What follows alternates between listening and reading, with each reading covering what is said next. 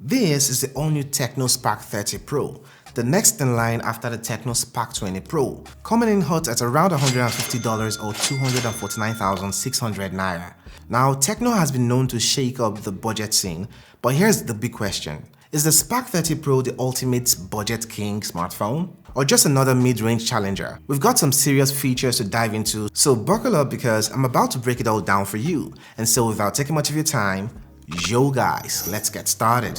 Out of the box, we've got the usual suspects: the smartphone itself, a warranty card, a data gift card, SIM ejector, a TPU case, a 33-watt charger, a USB A to C connector, and a pair of wired earphones with a 3.5mm jack on the smartphone. It's nice to see the basics still included, especially those earphones. Alright, let's talk about the design.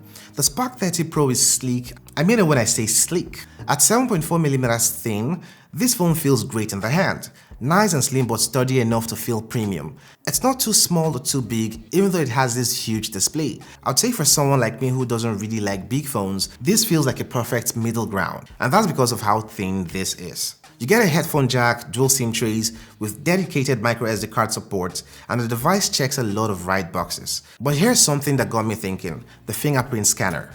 Now, this has an in-display fingerprint scanner, the optical type, but for some reason it's placed a bit lower than I'd like. And that's just me being picky. Don't get me wrong, I usually complain when in-display fingerprint scanners are too high, but this one feels slightly too low, and that's as far as the positioning here. Now, it's not a deal breaker, but it's just awkward. I find myself adjusting a bit, but hey, I'll still take this over the too high problem any day. On the plus side, we've got IP54 dust and water resistance, which is an upgrade from IP53 from the Spark 20 Pro.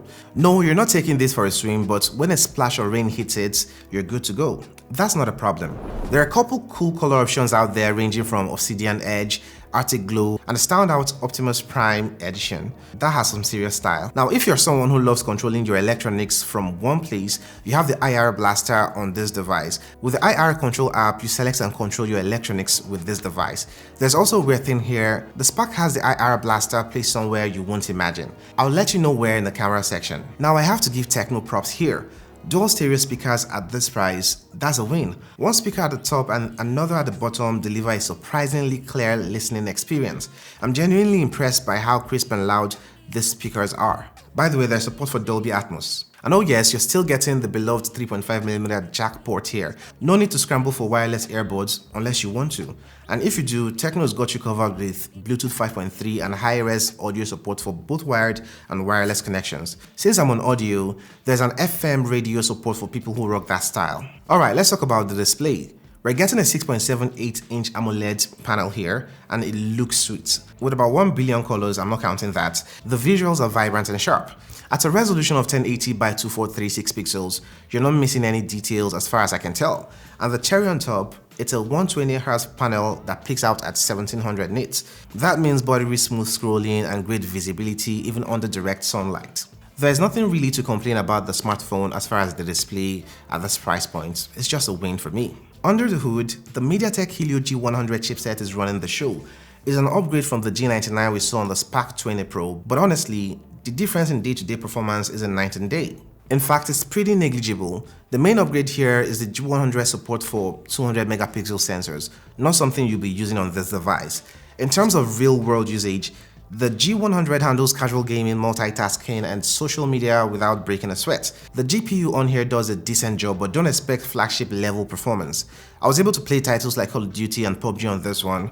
PUBG got me up to HD graphics and high frame rates. Also, my unit comes with 8 gigs of RAM and 256 gigabytes of storage, and it retails for 285,100 naira, which is roughly $170. There's a more affordable 128GB option for 249,600 naira or $150, $20 difference. And if you even need more storage, there's an SD card slot option too. Now, this device is running on Android 14 with iOS 14 on top of that. iOS is still a bit extra with its customization, but if you love tweaking every detail, you have a good time here. If you're talking updates into the future, you might be looking at 2 years of update from TECNO, although there isn't any official statement other than promising you 5 years lag-free experience. Yeah.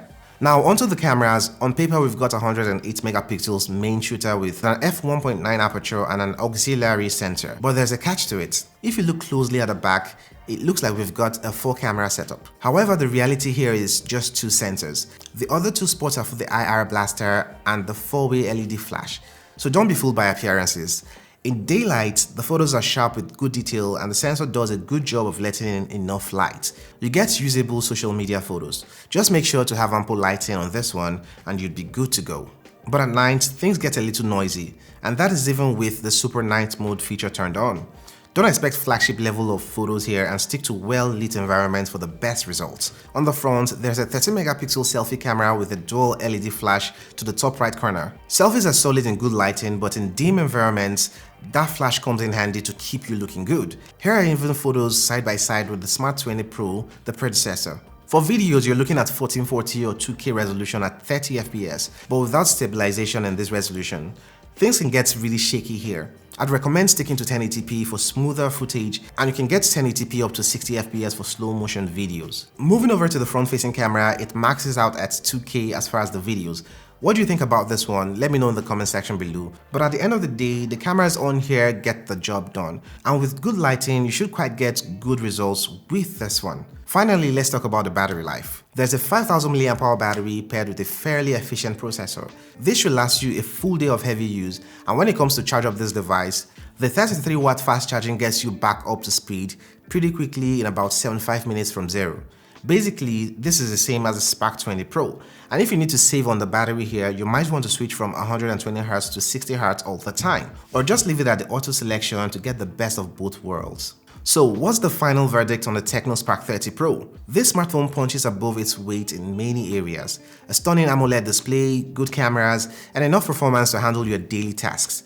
The icing on the cake here is the stereo speakers, high-resolution audio, and fast charging. I'm not going to sit here and tell you it's perfect though. The fingerprint sensor placement could have been better, and power users might want more when it comes to intensive apps or low-light photography. But for the price, the Spark 30 Pro is actually hard to overlook. If you're in the market for a budget-friendly device that delivers more than just the basics, the TECNO Spark 30 Pro should definitely be on your list. So let me know what you think in the comment section below, and also check out where I compared the TECNO Spark 20 Pro against similarly priced devices here. And also, as always, thanks for watching. I'm gonna catch you in the next one. Kobe that day.